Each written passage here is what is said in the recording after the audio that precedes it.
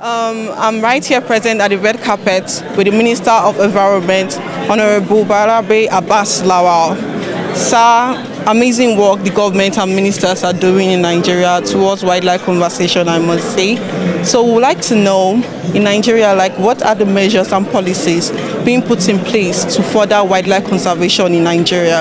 All right, thank you very much for this. And like I'm sure you know that the current government is very much concerned about the environment generally, and particularly our forests.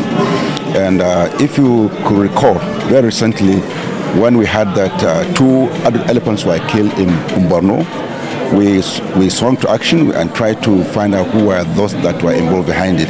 And as I'm talking to you now, all the criminals that participated in that are now being prosecuted, and a committee has been set up by the government to address that. So the point I'm trying to make is that this government is very much committed to the issue of wildlife. Hello, good afternoon, sir. Good afternoon. Amazing to have you here, right here at the red carpet for this event. So we'd just like to know, what is your view about wildlife in Nigeria? The wildlife in Nigeria is threatened, and is threatened by a number of different factors.